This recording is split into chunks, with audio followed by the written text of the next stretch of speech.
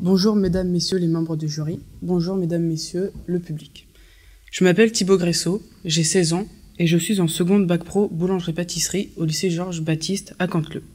Je suis aujourd'hui présent ici, derrière ce pupitre, pour vous montrer que vous n'êtes pas trompés lors de votre choix pour le passage précédent. Depuis le début, je peux vous affirmer que j'apprécie de plus en plus m'exprimer à l'oral, notamment avec cet exercice du concours de l'éloquence, qui m'a permis de grandir et de prendre confiance en moi. La citation du jour est « La sauvegarde de la liberté de penser exige une complète laïcité de l'État ». Cette citation fut écrite par Baruch Spinoza. Baruch Spinoza, issu d'une famille juive portugaise, est un philosophe dont la pensée eut une influence considérable sur ses contemporains et nombre de penseurs postérieurs, nés en 1632 et morts en 1677. Dans son œuvre, il introduit une séparation fondamentale entre la foi et le savoir, notamment dans l'Éthique, qui est une œuvre philosophique rédigée en latin entre 1661 et 1675, publiée à sa mort en 1677, et Court traité de Dieu, également un ouvrage écrit en latin vers 1660. Il refusa de le publier car cet acte l'aurait certainement conduit au bûcher à cause de ses positions contre l'Église. Spinoza, aujourd'hui, aurait sans doute pu le faire, car comme il l'a très bien dit, seule la complète laïcité de l'État permet la sauvegarde de la liberté de penser. Mais rappelons-nous ce qu'est donc la laïcité, mesdames, messieurs les jurys. Et oui, qu'est-ce que la laïcité ? La laïcité, c'est un principe qui consiste à séparer les églises de l'État, selon la loi du 9 décembre 1905, d'assurer une totale neutralité de ce dernier envers les religions afin de favoriser le vivre ensemble. Mais la France a connu d'autres alliances avec l'Église, notamment à travers le Concordat de 1801.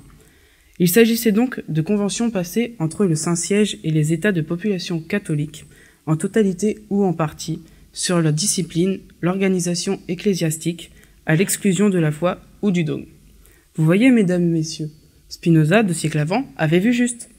Cette liberté de pensée est l'un des symboles, des fondements de la démocratie de notre République française, dont la devise est « Liberté, égalité, fraternité ». En effet, la Déclaration des droits de l'homme et du citoyen assure à chacun le droit de croire ou de ne pas croire en une religion, mais également le droit de changer de religion. Article 10.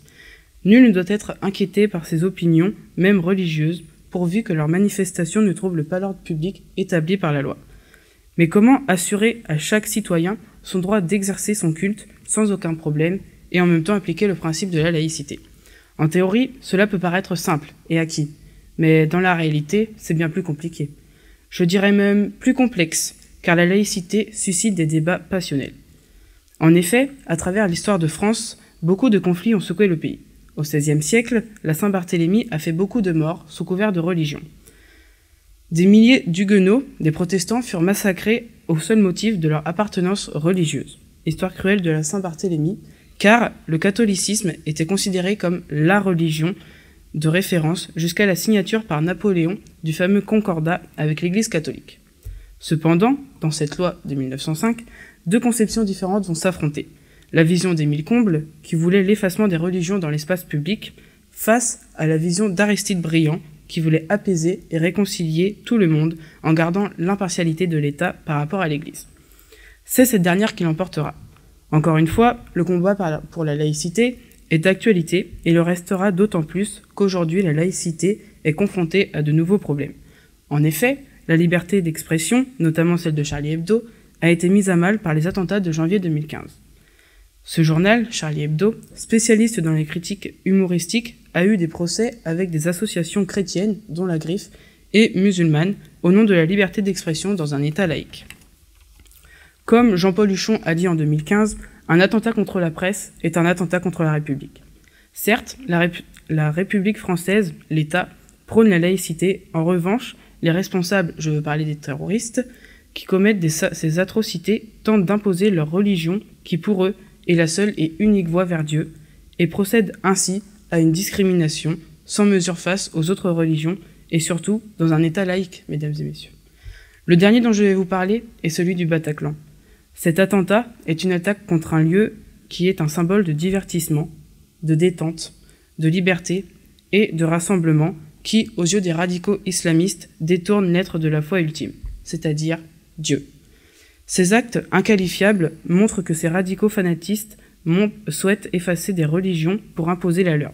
Comme une dictature, seulement l'État est laïque, ce qui signifie que chacun dispose de la liberté d'exister, d'être, de pratiquer ou pas, et d'exprimer ses convictions, ses points de vue, sans pression ni obligation, car il s'agit bien d'un droit. Nous ne sommes pas des moutons de Panurge. Camille Carra disait en 1998 « La laïcité permet de vivre en communauté et permet à un peuple d'être soudé ».